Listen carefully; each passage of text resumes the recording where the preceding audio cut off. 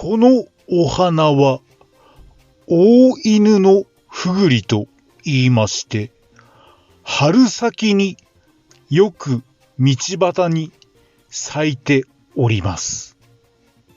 この大犬のふぐり、ふぐりとは犬の金玉です。陰嚢です。陰嚢とは金玉です。大犬のふぐり、おっきな犬の金玉です。この素敵な名前を大切なあの人と共有いたしましょう。金玉が恥ずかしければ、このお花別名がありまして、星の瞳と言います。恥ずかしければ、星の瞳でもいいでございますよ。これは、春の七草のセリです。多年草です。日本の原産で、水田の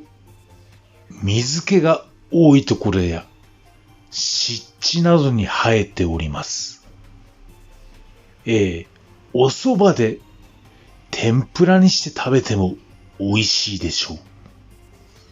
ただで取れます。お金がなくても生きてはいけます。セリは春先、湿気の多い、水が多い土壌に生えておりますので、ぜひ見つけてみてください。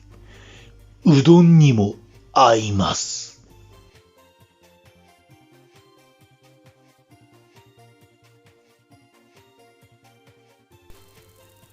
私たち人間が使えるお水は地球上の水の 0.01% だけということをご存知でしょうか。地表の3分の2が水で覆われた地球には約14億立方キロメートルの水が存在いたします。しかし、その大部分は海水なんですね。2.5% ほどある淡水から南極や北極の氷、氷河、地下水を除けば人間が使える水は地球上に存在する水のわずか 0.01%、10万立方キロメートル程度に過ぎないんです。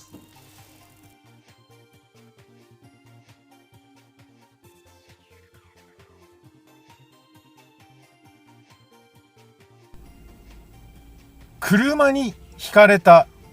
犬やタヌキなどの死骸、それがいつの間にかになくなってしまうのはなぜなのか。大空を高く舞うワシやタカなどの猛禽類なんですけれども、その中でもトビという鳥がいます。飛んでいるところをよく見ると、あまり翼をパタパタさせずにグライダーのように風に乗って飛んでいます。それは体力をほとんど使わないように省エネで飛んでいるんです。そして道路に車でひかれて死んでいるタヌキや犬などの死骸は、そのトビが食べているんです。トビは道路のお掃除屋さんと言われております。カラスも食べたりいたします。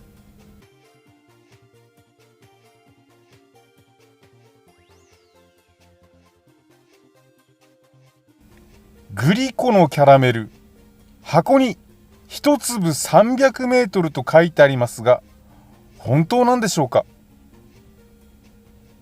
グリコのキャラメルのキャッチコピーといえば、一粒300メートルなんです。実はこの300メートルという数字、本当らしいんですね。グリコの遊びグリコ、キャラメルは一粒 16.5 キロカロリーあります。20歳の男性が分速160メートルで走ると、1分間に使うエネルギーは 8.71 キロカロリーになります。つまり、一粒で 1.89 分、約300メートル走れることになります。なお、お米一粒を食べると、階段を一段上がるのに必要なカロリーが摂取できるとされております。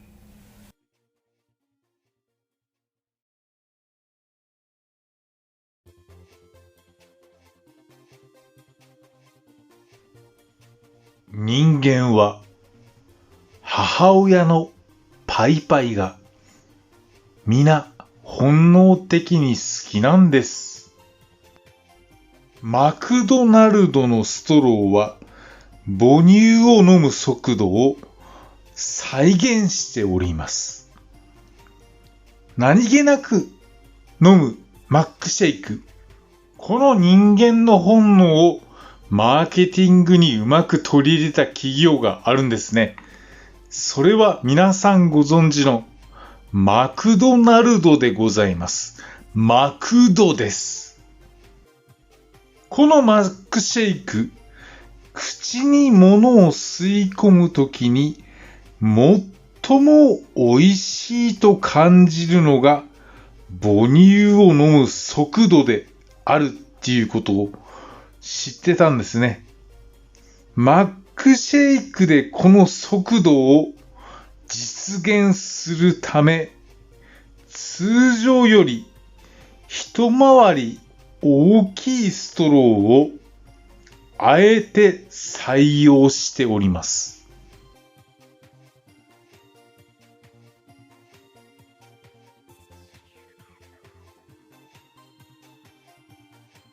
臭い水だったから草津になったのか。国内有数の温泉地として知られている群馬県の草津温泉は奈良時代の僧行基によって発見されたとも言われる歴史のある温泉なんです。ここは現在草津ですが、古くは濁って草津と呼ばれました。中世には旧草津、草津とも示されておりました。その語源は臭い水が転じたものと考えられております。硫黄温泉ですから臭いんですね。温泉街の中心にある湯畑と呼ばれる源泉から湧き出すお湯は硫化水素の強い周期がした頃からこのような呼び名が生まれたと言います。草津という当て字が定着したのは江戸時代になってからだと言われております。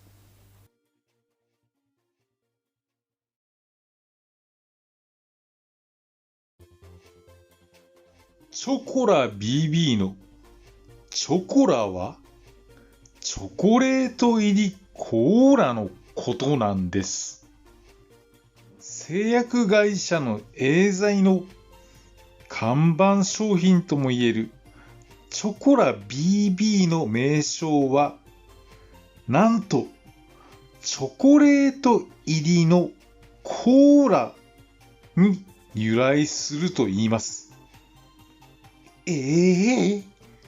もともとチョコラは創業者の内藤裕二がエーザイの前身である桜ヶ丘研究所時代、チョコレートを使ったコーラ飲料の発売を検討した際に用意しておいた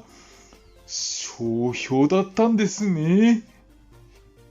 結局これは商品化されなかったんですけども、子供にも親しみやすい商標だったことから、1951年、かなり古いですけども、昭和26年に発売したビタミン剤チョコラ A に使われることになりました。以来、エーザイのビタミン剤の多くに、チョコレートのチョコラの名が使われるようになったんです。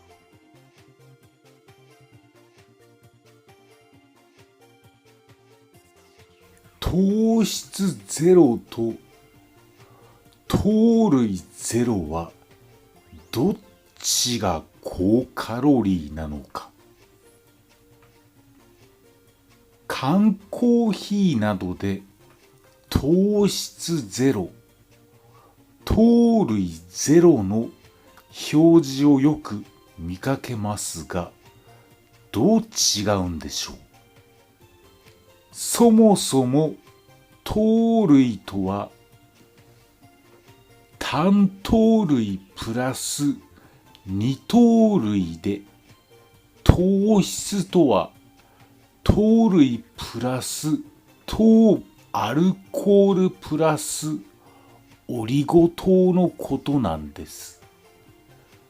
糖アルコールやオリゴ糖にはカロリーがあるため、糖類ゼロは糖質ゼロよりもカロリーが多いんです。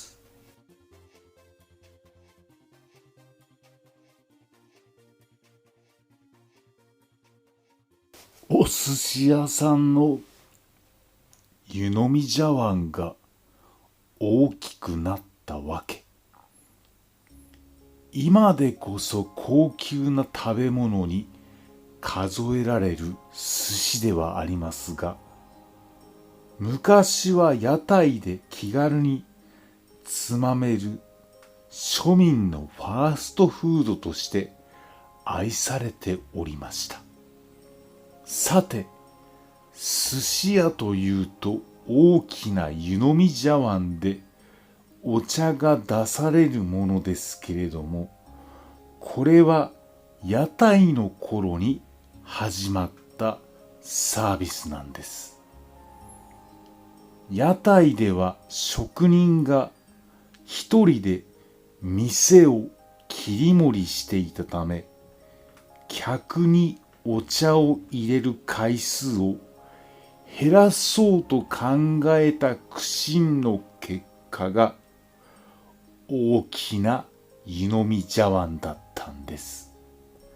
そしてこれが現在まで続いているんです。ちなみに寿司屋でお茶が出されるのは、寿司を食べた後に口の中に残る魚の味をお茶で洗い流して次の寿司を新鮮に味わってもらいたいという。ためなんです。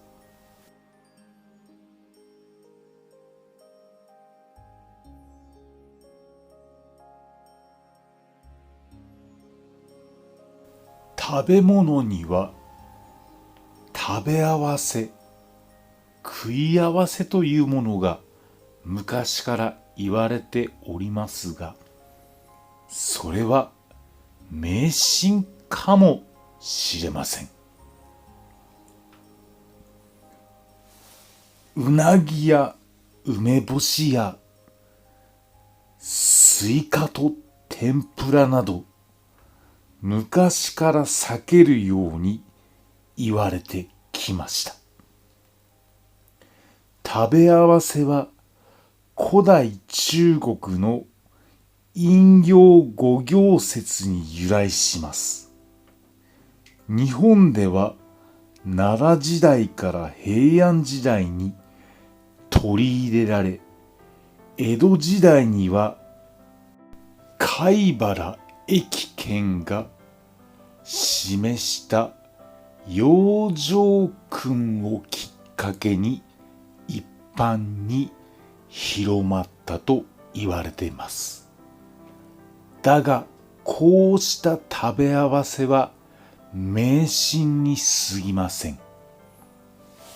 衛生状態の悪い昔と今とでは状況が異なる上、医学的な根拠も存在いたしません。ただし食べて消化に悪いものや体を冷やすもの、また相性が良いために食べ過ぎる可能性がある組み合わせもあるため、参考になる部分はあるかもしれません。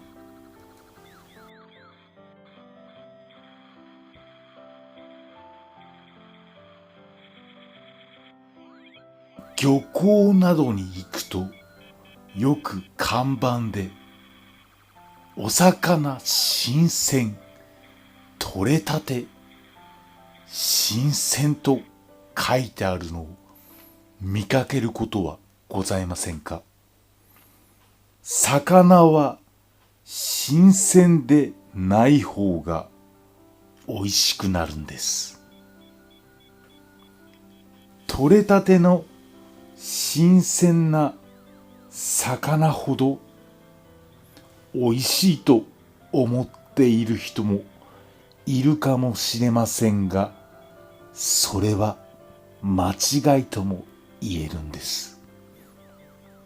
魚の鮮度を示す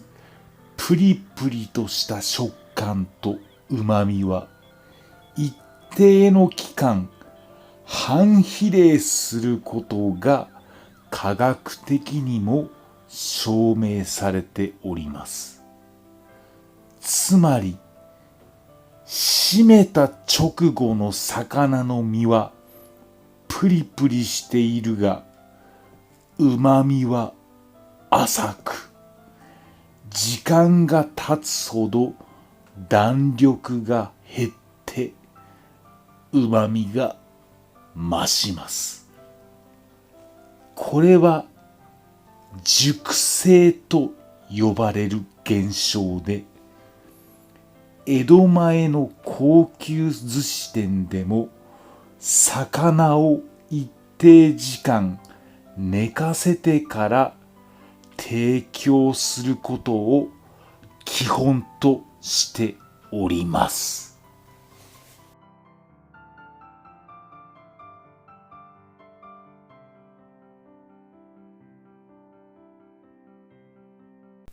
とりゃんせ、とりゃんせ、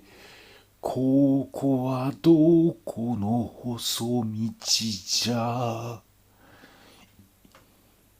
行きはよいよい、帰りは怖いという部分がございますが、これが何を意味するかは諸説あります。例えば、子供は7歳になるまで神の子とされておりました。7つのお祝いを得て、地球の一員となり、神の子ではなくなることが怖いという説。また、怨霊神となった菅原道真の様子を描いた絵巻を神社で目にしたことで怖くなったとの説も有力有名なんです。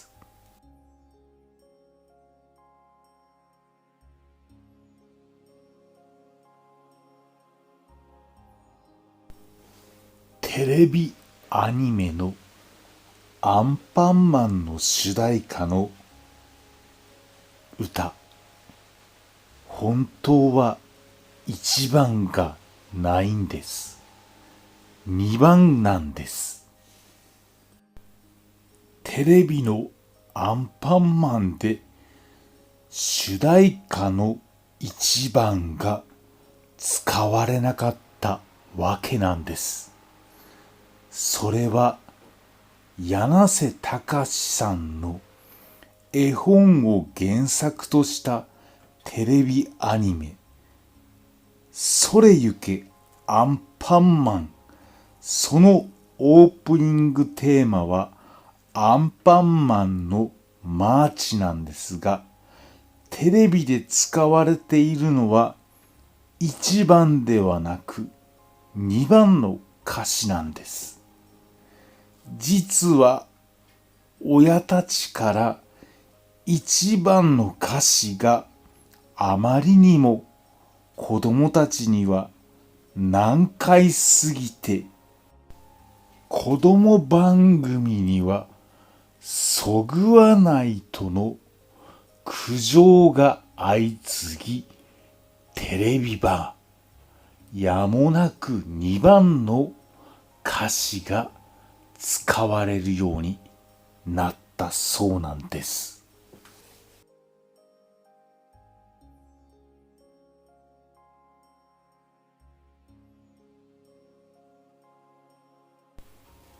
スーパーマリオのキノピオはキノコ型の帽子をかぶってるんです。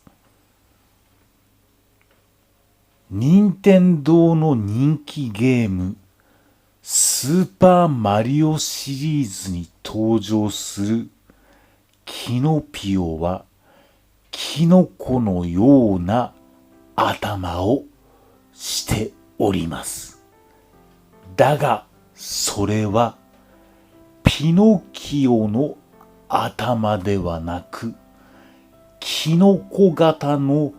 帽子をただかぶっているだけだといいんです。というのも海外アニメでピノキオが帽子を取ったとき、その下から現れたのは3本だけ生えた髪の毛だったからなんです。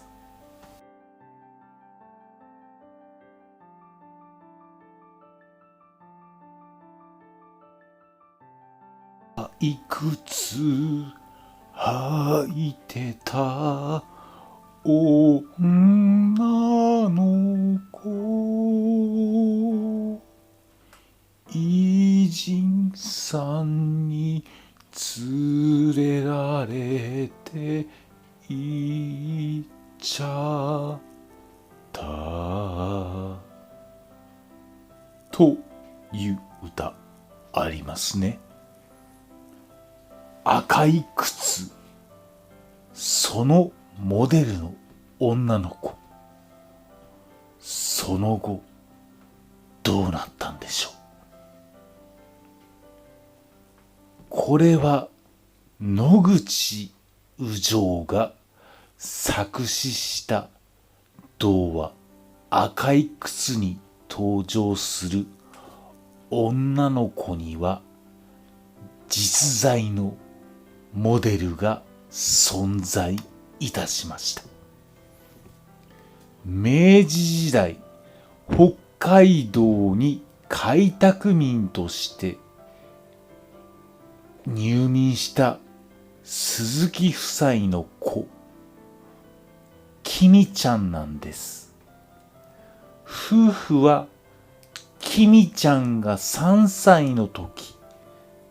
アメリカ人仙牧師のもとへ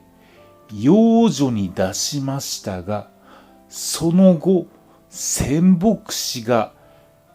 帰国したという噂を耳にします。そのため、偉人さんに連れられて行っちゃったという歌詞が生まれたわけが、事実は異なっているんです。実は、きみちゃんはその後、重い結核を患い、東京の教会の孤児院に引き取られると、わずか9歳で亡くなってしまいました。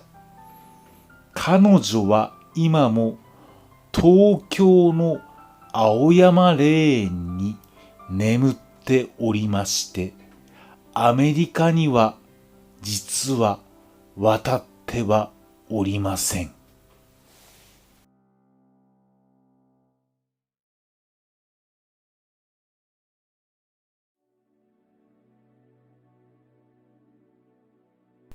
リカちゃん人形。あのリカちゃん人形は子供が舐めて誤飲しないように苦く作られております。大人の変態さんが舐めまくっても苦くなっております。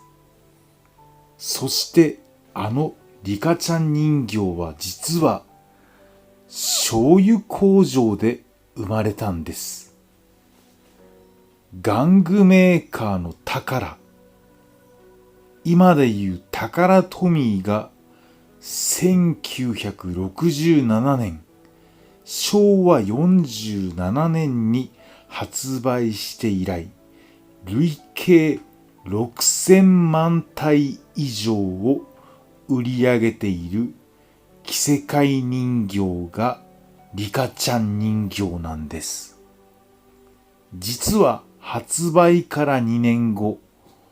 宝が自社工場を建設するまで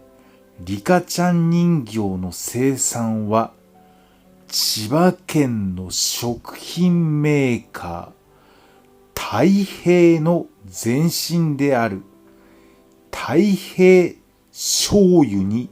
委託され、その敷地内で地元の女性たちの手によって作られていたというわけなんです。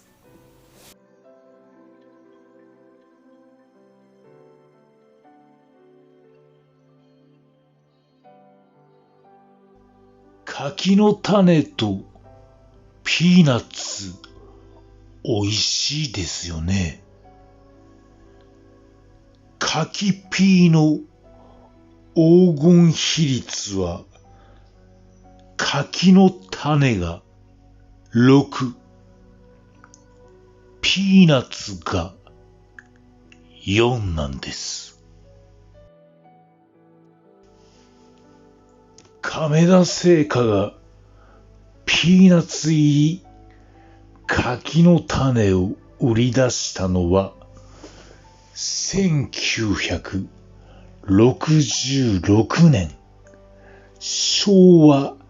41年ですが、柿の種とピーナッツの混合比率は何度か変更されています。発売当時、柿の種7に対し、ピーナッツ3だったんですが、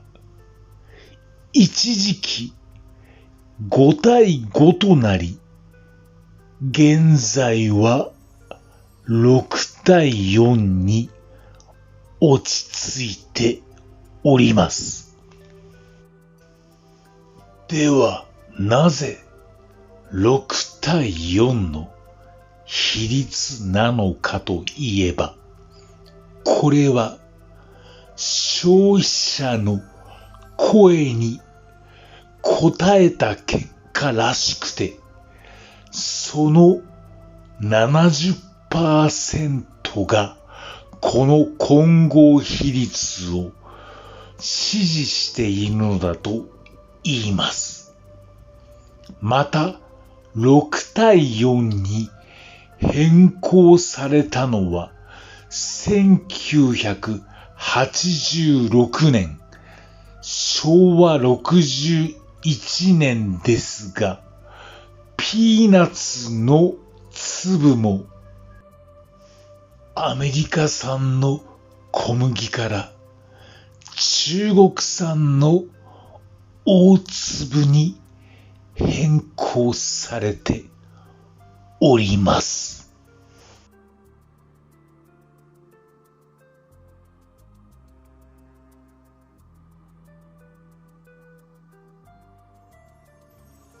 ファンタオレンジ、ファンタグレープ。美味しいですね。これ、コカ・コーラの代替飲料として生まれたんです。人気炭酸飲料ファンタは第二次世界大戦中の1940年、ドイツで誕生いたしました。もともとドイツではコカ・コーラが大人気でしたが、戦時中の原材料不足からドイツのコカ・コーラボトラー社が代替品を開発いたしました。その結果、現在の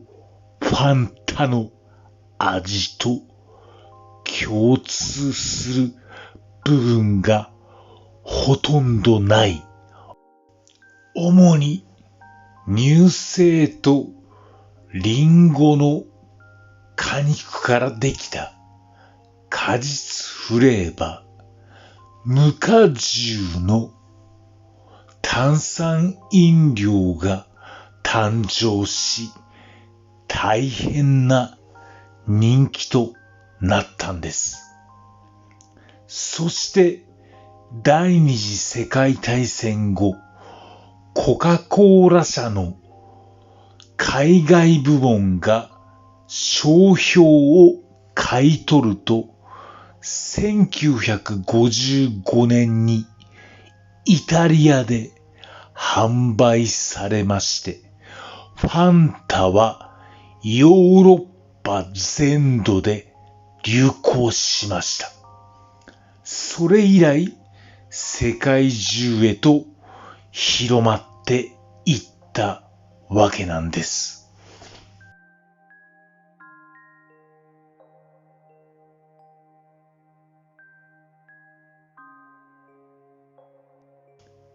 マクドナルドのチーズバーガーはダブルだと3倍の価格になるんです。マクドナルドのハンバーガーに対し、ある謎がネットを中心に議論を呼んでおります。マクドナルドのメニューには、チーズバーガーとダブルチーズバーガーがあります。ダブルはチーズとパティが1枚ずつ多いだけなんですが、なぜか値段は3倍近いんです。例えば、2019年3月時点でチーズバーガーは130円。ダブルチーズバーガーは320円。つまり約 2.5 倍なのです。マクドナルドによると、チーズバーガーはセットにできない単品としてお得感を打ち出すための特別な商品なんです。ダブルチーズバーガーを高く設定しているのではなく、あくまでチーズバーガーを特別に格安にしているだけなんです。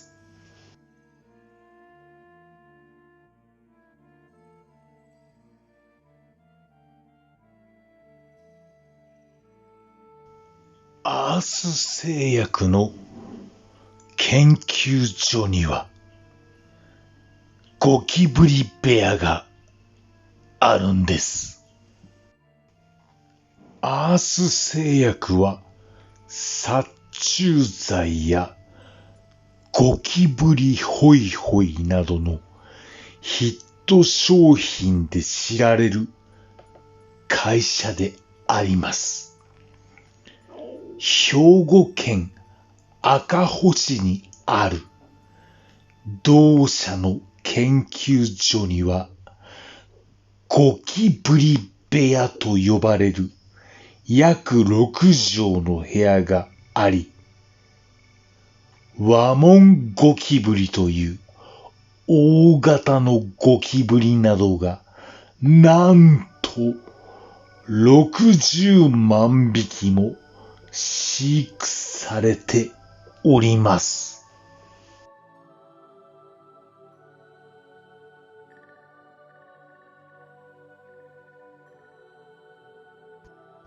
昨今、山登りなどが流行っておりますが、山の中でなぜ動物の死骸などがないんでしょう。これには訳がありまして、オサムシというカメムシ類の仲間が山の清掃をしております。オサムシは山のお掃除屋さんとして知られております。このオサムシがいなければ山の中は動物の死骸だらけで、このオサムシがいなければ山は動物の死骸だらけになっております。オサムシ、カメムシ、お尻から毒のある液を出しますので、子供さんたちは触らないでください。触った手で目などをこすりますと大変なことになります。ご注意ください。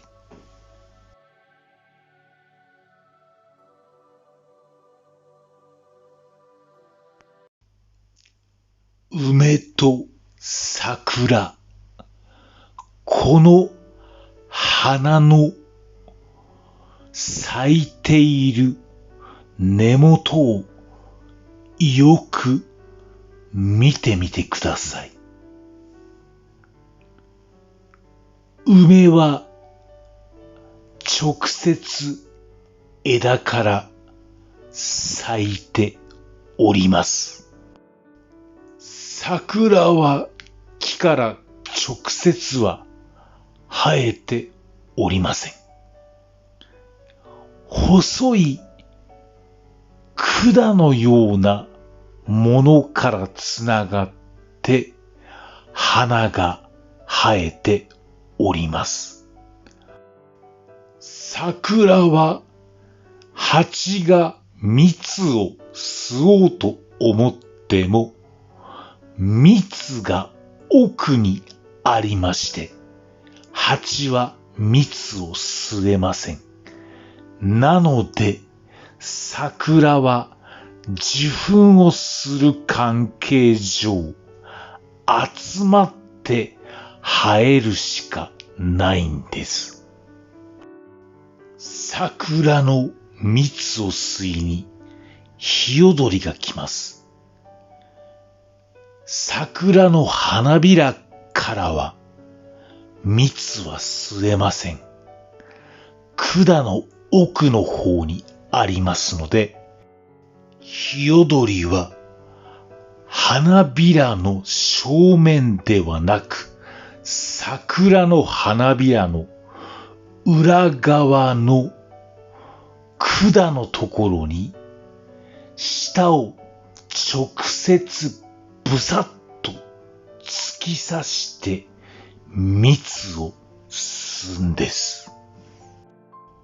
子供たちは私たちの